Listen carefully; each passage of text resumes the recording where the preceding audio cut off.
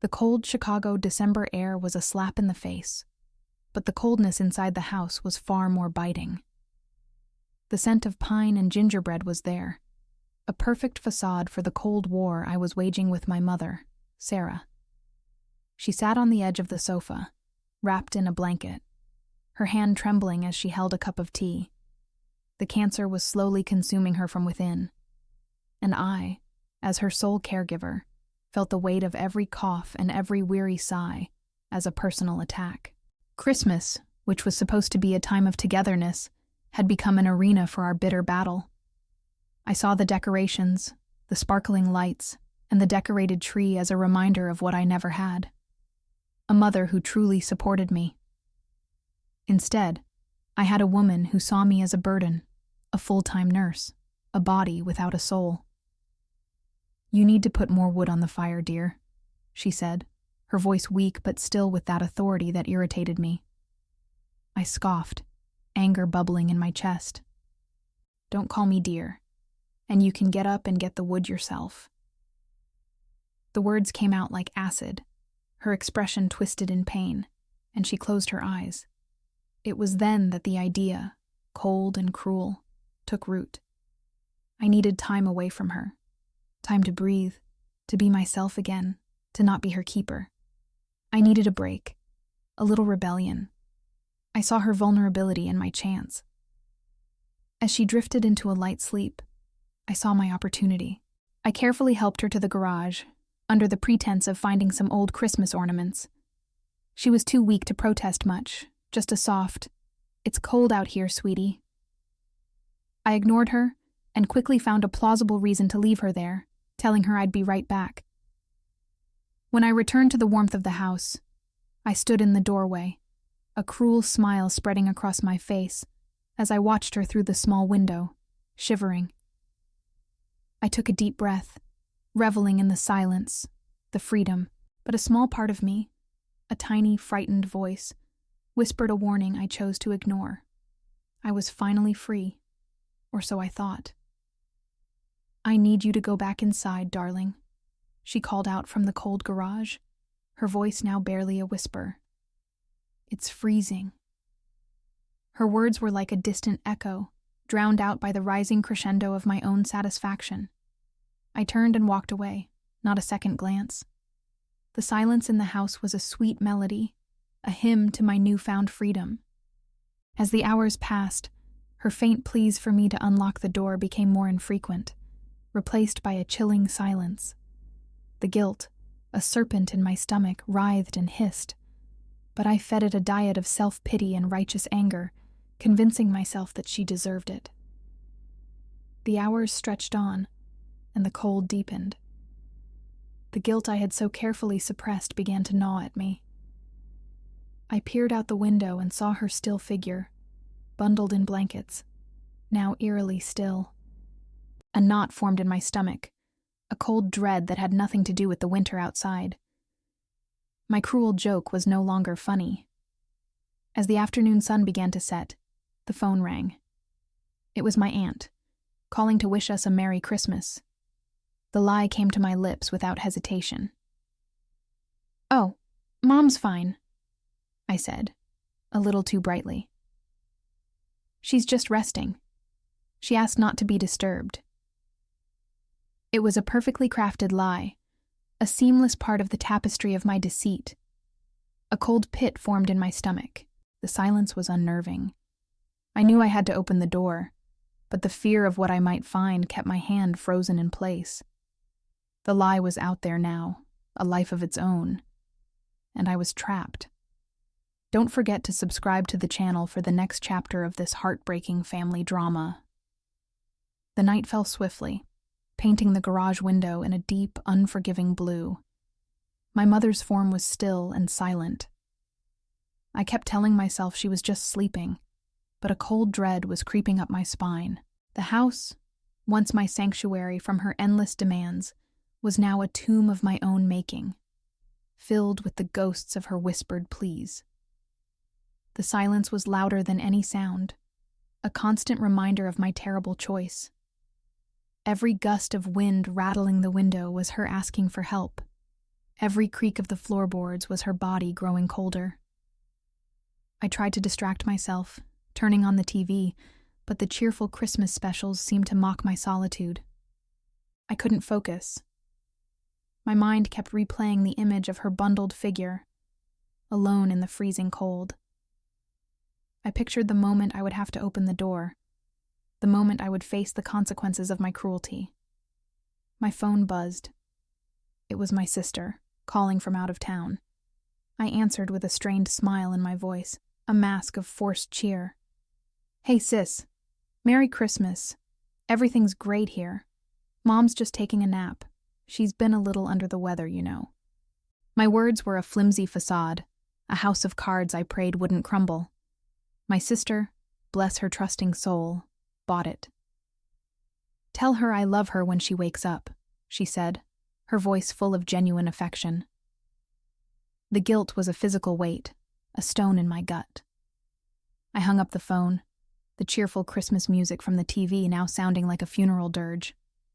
My hand, trembling, reached for the garage door key. It was time. The key felt heavy, cold in my hand, a symbol of my sin. The silence in the garage was absolute. I unlocked the door, the metallic click echoing in the stillness. The cold air rushed into the house, a breath of death. I flicked on the light, and the harsh fluorescent glow revealed the scene I had been dreading. My mother was still on the floor, her body curled into a fetal position, the blankets of feudal armor against the cold. Her face was pale, her lips blue, her eyes closed. I knelt beside her, my hands shaking as I felt for a pulse. There was nothing, just the chilling stillness of her body. A scream, a silent one, tore from my throat. I had done it. I had killed her. The reality of my actions hit me with the force of a physical blow. The rage, the resentment, the self-pity, it all evaporated, leaving behind a hollow, desolate space where my heart used to be. My cruel joke had become a tragedy, a final, unchangeable act. I had locked her out of my life, but in doing so, I had locked myself in a prison of my own making. I sat there for what felt like an eternity, the cold seeping into my bones, the silence a constant, unbearable scream. I saw her not as the demanding, critical woman she had been, but as the mother who had held me, who had read me bedtime stories, who had taught me to bake cookies. I saw all the love I had rejected, all the support I had taken for granted, and I saw the cold, brutal truth.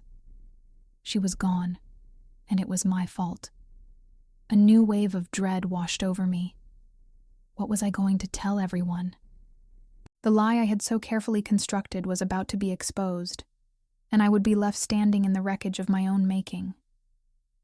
My sister's voice, her words of love, echoed in my head. I had not only locked my mother out, I had locked myself out of my family, out of a future, out of any chance of redemption. The next hours were a blur of frantic action and numbing shock. I called 911, my voice shaky and unconvincing as I told them I had just found her. I lied again, telling the paramedics she had been feeling unwell and had gone to the garage to get some fresh air. The lies piled on top of each other, a flimsy wall I built to protect myself from the truth. The police arrived, and I repeated my story, the words sounding hollow even to my own ears. They were kind, professional, but their eyes held a quiet suspicion. I was the sole witness, the only one who could tell them what happened, and my story didn't quite add up. They asked why I hadn't found her sooner, why she had been out there for so long. I mumbled something about her wanting to be alone, about not wanting to disturb her. The lies felt like a physical weight, pressing down on me. My sister arrived the next day, her face a mask of grief and confusion. She hugged me, her tears a sharp contrast to my cold, dry eyes. "Why didn't you call me?" she sobbed. "I could have come sooner. I could have been here." I had no answer, just a lame excuse about not wanting to worry her. She looked at me, a flicker of doubt in her eyes, Mom was never a loner, she said, her voice filled with quiet sadness. She always wanted people around her, especially at Christmas. My perfectly constructed lie was beginning to crumble, brick by brick. The police came back, their questions now more direct, more pointed. They had found the blankets and the cup of cold tea. "Did your mother often go into the garage for fresh air?" one of them asked, his eyes fixed on mine. The guilt was suffocating. I had gotten away with it, but the freedom I had so desperately craved was gone. I was a prisoner, locked in a cell of my own lies, with no key to escape. I was a murderer, and my only sentence was to live with the knowledge of what I had done. Don't forget to subscribe to the channel for the next chapter of this heartbreaking family drama. The funeral was a spectacle of false grief. I was the heartbroken daughter, the sole survivor of a tragic accident. I wore black, my face a carefully constructed mask of sorrow, and accepted condolences with a practiced grace. People said she was at peace, that she was no longer suffering, and I nodded along, a silent accomplice to their comforting lies. My sister, still reeling from the shock, gave a beautiful eulogy, a loving tribute to a woman I had locked in a cold garage. The words felt like daggers, each one a reminder of my monstrous act. The police were there too, their presence a silent accusation. They watched me, their gaze unwavering, and I felt like a bug under a microscope. They knew I was lying, but they couldn't prove it. The suspicion in their eyes was my punishment, a constant, silent reminder of my guilt. My sister and I were left with the task of clearing out the house. Every object, every piece of furniture held a memory, a silent accusation. Her rocking chair, her favorite teacup, her worn-out gardening gloves, each one was a testament to a life I had so callously ended. My sister held a framed photo of my mother and me, taken years ago, before the bitterness and the resentment. "We used to be so close," she said, her voice thick with emotion. I looked at the photo, a stranger staring back at me. The girl in the photo, a happy, smiling child, was a distant memory. I had become a monster, a shadow of the person I once was. The guilt was no longer a serpent, but a monster, a relentless beast that gnawed at me day and night. The freedom I had so desperately sought was a cruel illusion, a cage I had built for myself. I was trapped, a prisoner in my own life, and the only key was a truth I could never tell. The house was sold, the memories boxed up and put away. My sister moved on, finding some semblance of peace in her life. I, however, was haunted. I couldn't sleep. The silence of the night was filled with the echoes of my mother's voice, her pleas for me to unlock the door. The cold, even in the warmth of my new apartment, seeped into my bones. I was a ghost in my own life, a shadow of the person I once was. The guilt was a constant companion, a heavy cloak I wore everywhere I went. I tried to find work, to build a new life, but I was a hollow shell. My hands, which had once held a key, now trembled uncontrollably. I saw my mother's face in the faces of strangers, her voice in the voices of passers-by. I was a prisoner, and my prison was my own mind. I couldn't escape it. I tried therapy, but I couldn't bring myself to tell the truth. The lies were so ingrained in me that they were a part of my identity. I talked about the stress of caregiving, the resentment, the exhaustion, but I never mentioned the cold, the key, the final unforgivable act. The therapist would nod empathetically, and I would feel a fresh wave of self-disgust. I was a coward, a fraud, a monster hiding behind a mask of victimhood. The ghost of my mother was everywhere. She was in the cold, in the silence, in the trembling of my hands. She was a constant reminder of my sin, a silent judge who watched my every move. I had locked her out, but in doing so, I had locked her in my mind, a permanent, unescapable presence. One day I received a package from my sister. It was a box of my mother's old belongings, things she had saved for me. Inside, I found a photo album, a collection of old letters, and a small leather-bound journal. I opened the journal, my hands shaking. I expected to find a record of my mother's pain, her frustration, her suffering. Instead, I found a record of her love. She had written about my birth, about my first steps, about my first day of school. She had written about the day I had brought home a stray cat, and how she had pretended to be annoyed, but had secretly loved it. She had written about her illness, about her fear, and about the one thing that kept her going. Me. My daughter is my reason to live, she had written. Even when she's angry, even when she's difficult, I know it's because she's in pain. I pray every day that she finds peace, that she finds her way back to me. I'm afraid I won't live to see it. I read her words, and the tears I had been holding back for months finally came.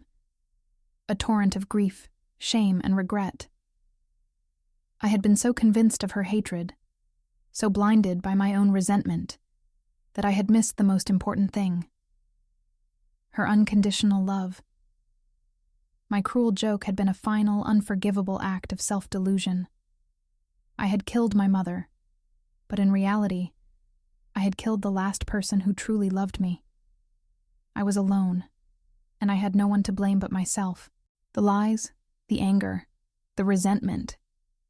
It all came crashing down, leaving me exposed, raw, and utterly broken.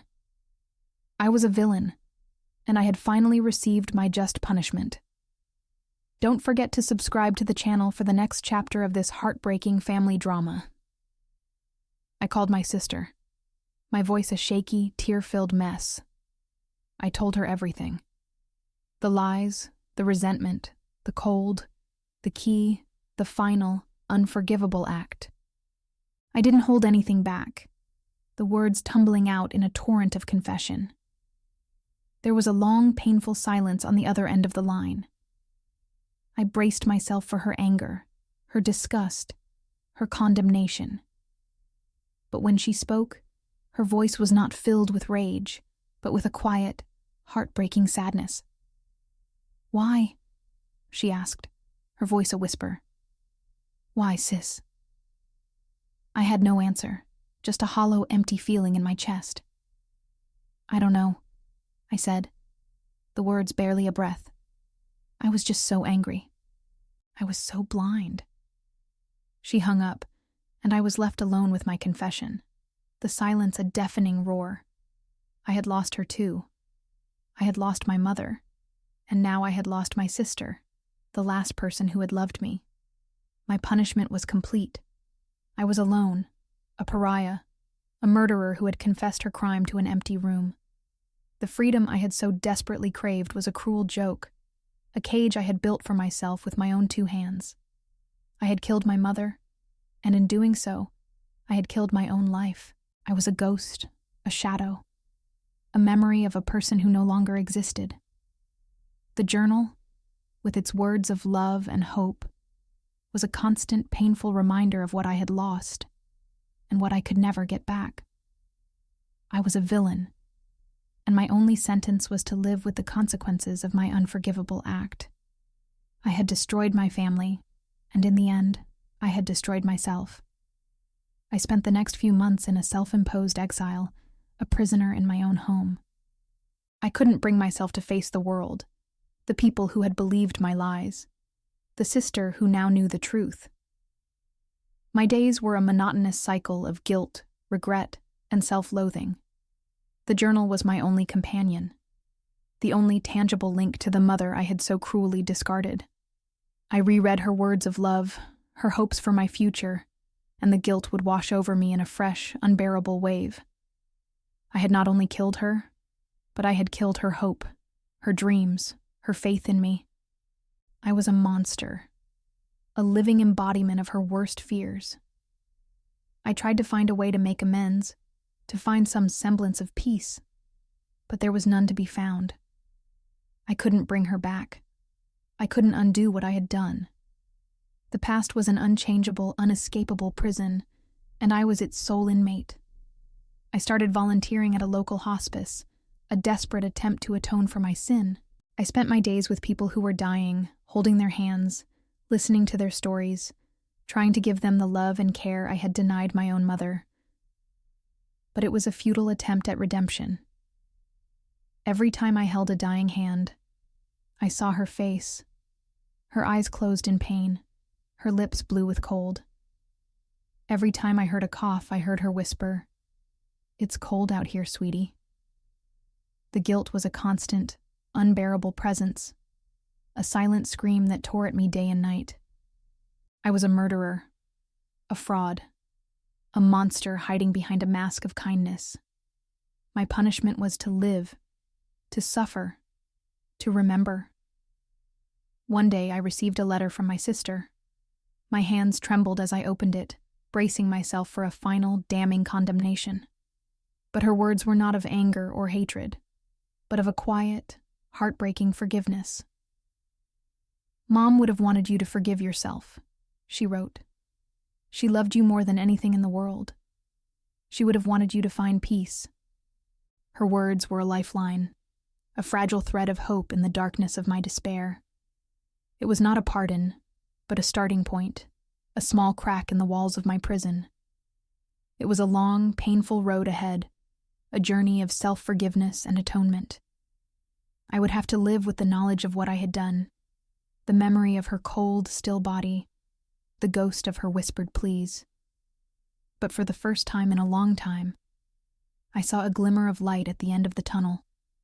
My punishment was not to be a lifetime of guilt and self-loathing, but a lifetime of trying to be a better person, of trying to atone for my sin, of trying to live a life worthy of her love.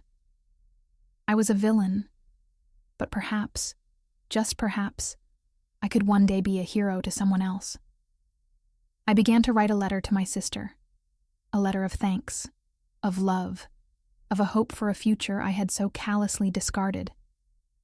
I was a changed person, broken but not shattered, a survivor of my own cruelty. My mother was gone, but her love, her forgiveness, was a powerful, transformative force that lived on, a silent testament to the person she was, and the person I could one day become. The past was an unchangeable, unescapable prison, but the future, for the first time, was a path of hope, of redemption, of a chance to finally, truly, be free. Don't forget to subscribe to the channel for the next chapter of this heartbreaking family drama.